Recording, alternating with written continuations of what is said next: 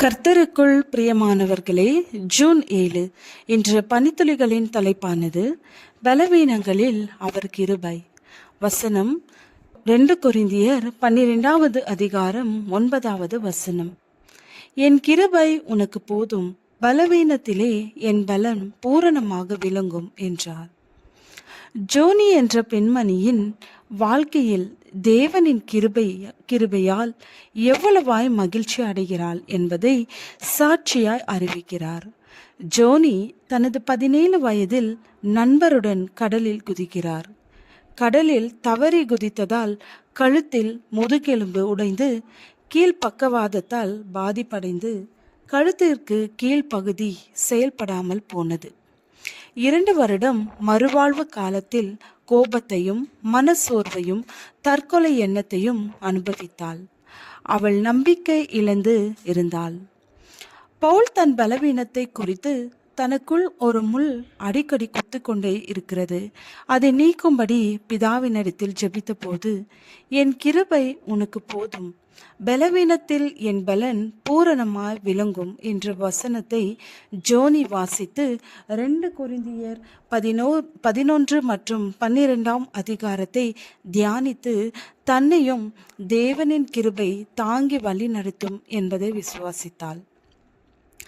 கை கால்கள் பக்கவாதமானதால் வாயில் பிரஷ் வைத்து ஓவியம் தீட்டவும் எழுதவும் ஆரம்பித்தாள்.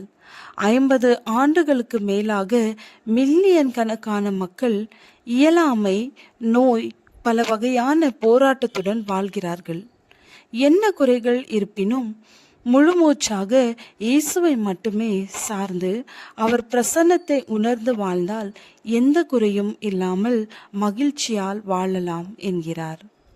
குப்பையில் வைரம் என்ற ரேடியோ நிகழ்ச்சியை நடத்தி தொடர்ந்து தேவநாமத்தை மகிமைப்படுத்தி வருகிறார்.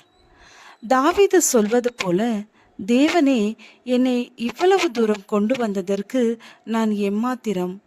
40 ஆண்டுகளாக தேசிய வானொலியில் ஒரு மேடையை அமைக்க நான் யார்? 52 ஆண்டுகள் சக்கர நாற்காலியில் அமர்ந்து 48 புத்தகங்கள், 108 கட்டுரைகள், 21 விருதுகள், 6 முனைவர் பட்டம் பெற நான் யார்? நான் எம்மாத்திரம், எல்லாம் உம்மால் வந்தது என்று சாட்சி பகிர்கிறார். 2 லட்சம் பேருக்கு சக்கர நாற்காலியும் வேத புத்தகமும் கொடுத்துள்ளார். நம்முடைய பலவீனத்தை குறித்து நாம் கவலை இல்லாமல் இயேசுவின் கிருபையினாலே நம்மால் எதையும் சாதிக்க முடியும். சாட்சியாய் தேவனை மையப்படுத்தி வாழ முடியும் என்று விசுவாசித்து வாழ்வோம். தேவன் நம்மை மகிழ்ச்சிக்குள்ளாக்குவார், எதையும் கடந்து வர வழி நடத்துவார். ஆகிலும் என் ஓட்டத்தை சந்தோஷத்தோடு முடிக்கவும் தேவனுடைய கிருபையின் சுவிசேஷத்தை பிரசங்கம் பண்ணும்படிக்கு நான் கர்த்தராகிய இயேசுவினிடத்தில் பெற்ற ஊழியத்தை நிறைவேற்றவுமே விரும்புகிறேன். அப்போஸ்தலர் 20வது அதிகாரம் 24வது வசனம். ஜெபம். ஆண்டவரே, உம் கிருபை என்னை ஒவ்வொரு நாளும் தாங்குவதற்காக நன்றி. ஆமென்.